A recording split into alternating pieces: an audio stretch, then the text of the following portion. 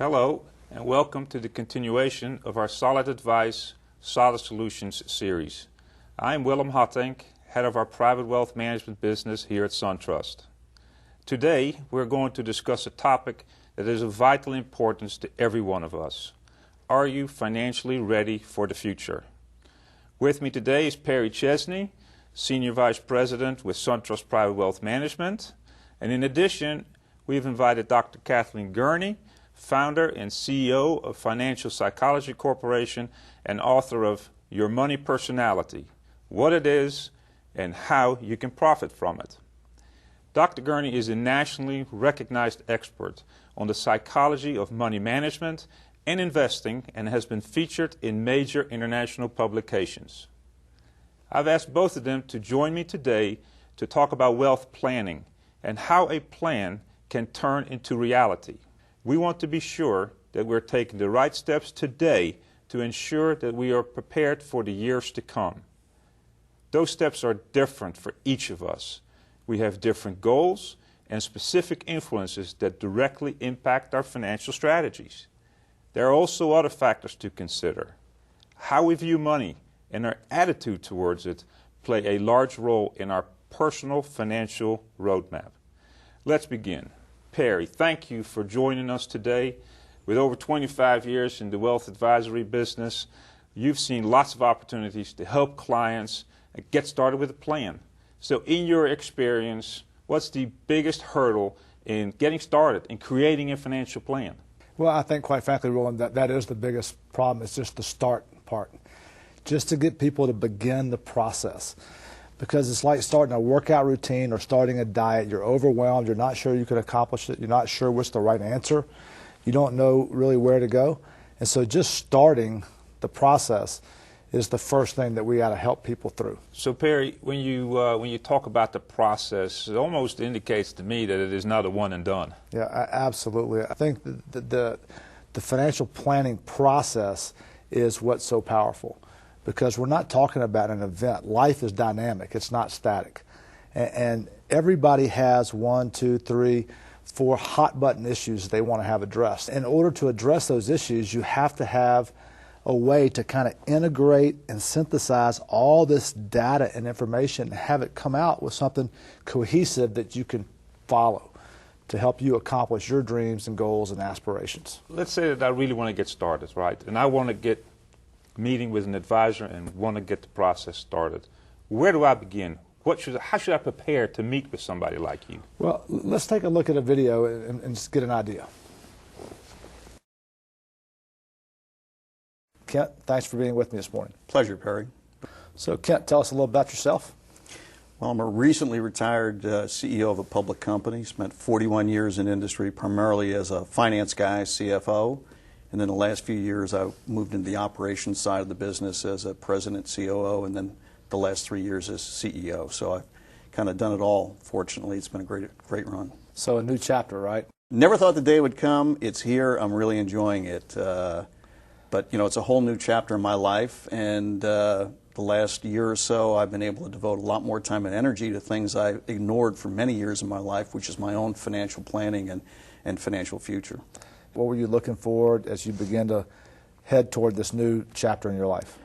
About the last 10 years, I had a financial advisor, somebody who basically handled stock transactions and put some money into various wrap accounts, but a very laid-back, laissez-faire kind of a relationship, and a lot of things I should have been paying attention to I didn't, and he didn't keep me focused on those kinds of things. So I knew I needed to have a better relationship. So I talked to a number of people I have a lot of respect for in town, got some recommendations, and then set out to do interviews to find people who I thought would be much better at meeting my needs going forward. And so as you began that search, you know, kind of how did you go about it and what were you looking for specifically? Primarily that somebody would take the time to really listen to my needs, my wife's needs in addition, kind of what our plans are for the rest of our life, what our lifestyle needs are, and then factor all of that in along with good financial advice into a financial plan, both a short-term one that we can implement and then something that would serve us in the long term. So we hear a lot in the financial press about investment results and returns. As you went about this process, how important was that to you, or were there other things that were more important? Well, they really weren't. At the end of the day, I was fortunate. I have accumulated some wealth, and I'm at the stage where I've learned the lessons. I tried to maximize returns for many, many years with disastrous results, high-risk kind of profile investing. That's clearly not the right thing for me today. I'm really looking for a more thoughtful, diversified plan, and one that, with the proper monitoring, we can adjust as we go along in various stages of the rest of my life. And someone with a situation like yours, you're going to have more than one advisor. How important was it for you to find a team who could work together? Obviously, I've got some complexity in my financial affairs, so I have an accountant who helps me with that, files my tax returns and provides sound tax advice. That's part of the overall program. A lawyer to do estate planning work, and a financial advisor. And that team of people as a team, I think, really are necessary to get the whole financial plan put in place, and then to monitor it and make changes to it as necessary as we move forward. And if you had to summarize just the one thing you were looking for in this experience of trying to find a new team of people to help you and your wife and your family achieve your goals, what would that one thing be that you were looking for? People that really listen to me and my wife, understand where we are in life, what our goals are, what our needs are going forward, and then working with us to develop a plan that makes good sense for us.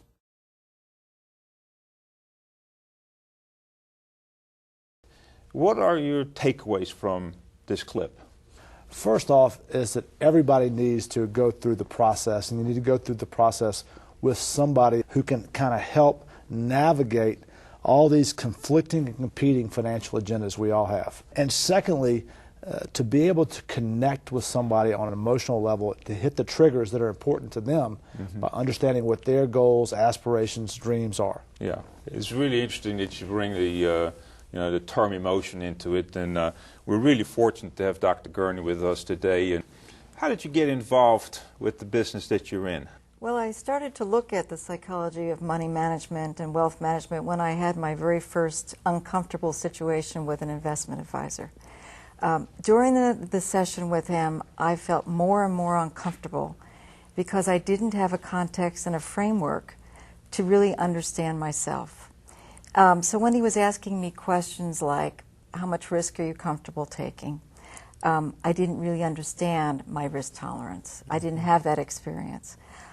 He also asked me what my comfort level was in terms of various investments. And so what I found is that we really didn't have a conversation about me.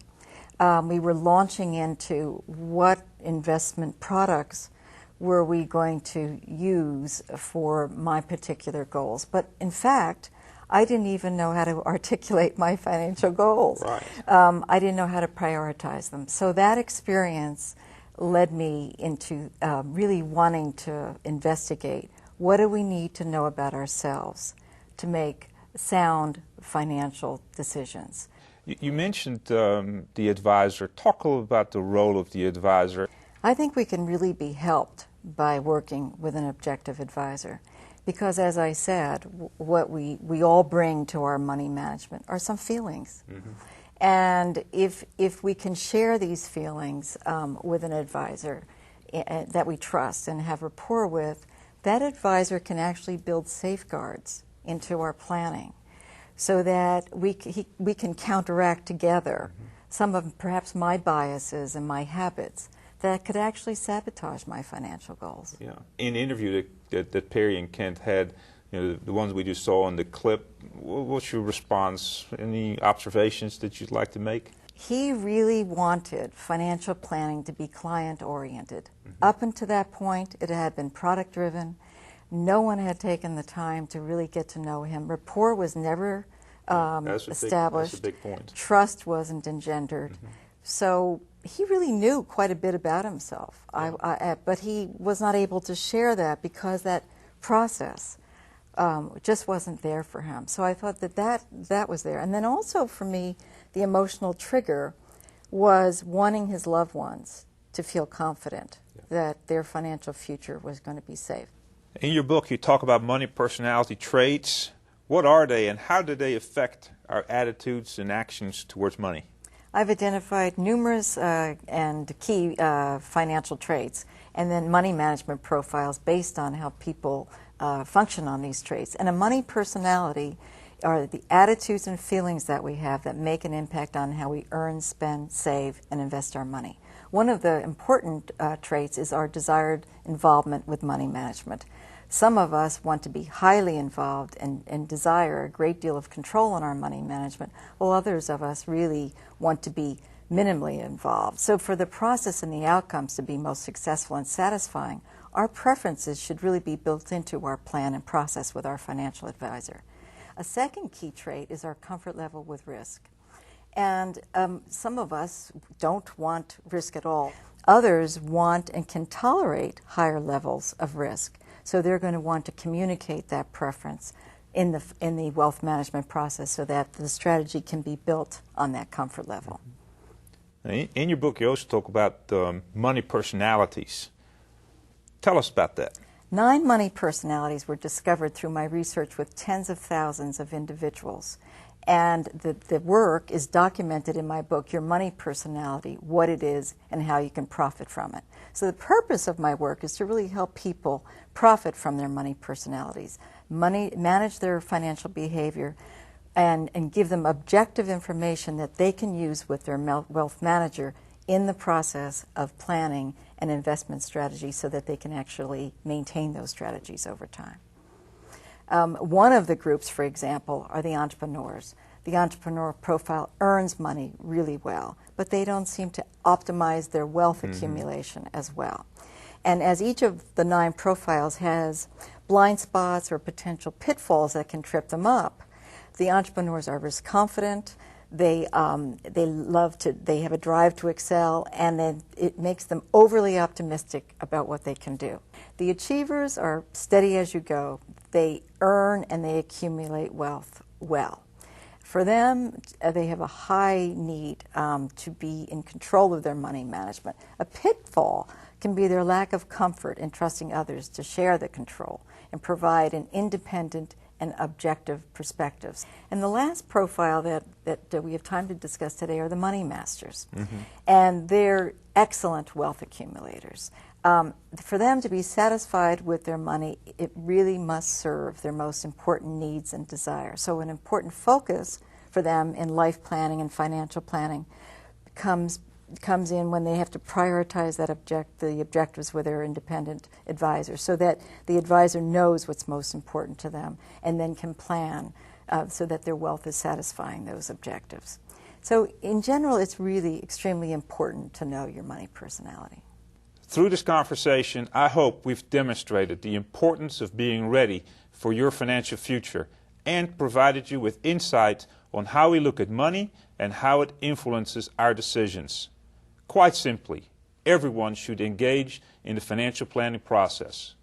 Working with a financial advisor enables you to turn your goals into reality and helps you prepare for your financial future. So if you haven't already, call your advisor. As we've discussed, planning is a process. It is not a one-time thing. The world around us is constantly changing, and you need to continually evaluate your plan. My thanks to Perry and Dr. Gurney. I hope that their insights have been helpful to you in considering your financial future. Thanks again for joining this edition of Solid Advice, Solid Solutions.